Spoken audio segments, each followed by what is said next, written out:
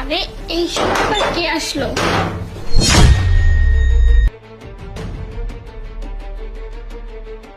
Madam, আপনি যে গ্যাসের সিলিন্ডারটা অর্ডার দিচ্ছেন সেটা নিয়ে আইছি। আরে তুমি 10 তলার উপরে এই গ্যাসের সিলিন্ডারটা মাথায় করে নিয়ে চলে আসলে? হ্যাঁ ম্যাডাম, কোনো সমস্যা নেই। আচ্ছা ঠিক আছে, তুমি ভিতরে যাও যাও।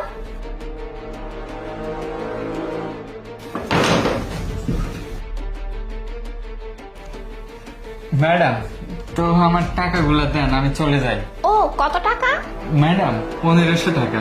ও আচ্ছা আচ্ছা, শোনো না, তুমি 10 তলার উপরে গ্যাসের বোতলটা মাথায় করে নিয়ে আসছো। তোমাকে দেখে মনে হচ্ছে তুমি অনেক ক্লান্ত। তুমি এক কাজ করো, তুমি ওখানে একটু বসো, আমি তোমার জন্য পানি নিয়ে আসতেছি। আচ্ছা ঠিক আছে ম্যাডাম। আচ্ছা ঠিক আছে, বসো। আরে আরে, তুমি নিচে কেন বসতেছো? সোফায় বসো। ম্যাডাম, কি বলেন, এই সোফা তো অনেক দামি তাই না? আর আমার গায়ে অনেক নোংরা ভরে আছে, আমি এখানে বসবো, কেমন হয় না বিষয়টা?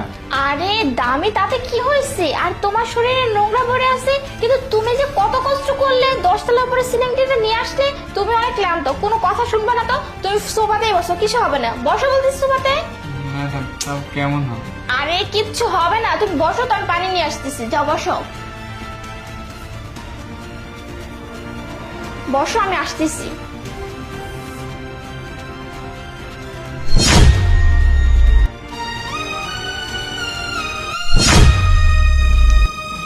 আরে এই ছবিতে এই ম্যাডামের পাশে এটা তো আমার বড় ভাই। তার মানে আমার পাশে যে ছিল ওইটা বড় ভাইয়ের বউ। তার মানে ম্যাডাম, বড় ভাই তার মানে অনেক সুখে আছে এই জায়গা দিয়ে করে। আর আমরা অনেক কষ্টে আছি, বাড়িতে চাল নাই ডাল নাই, কিভাবে সংসার চলতেছে।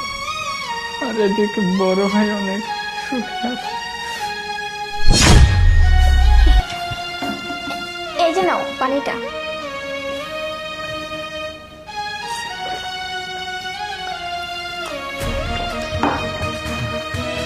আচ্ছা শোনো, আমি দেখলাম তুমি অনেকক্ষণ যাবৎ ফোনে জানি কি দেখতেছি।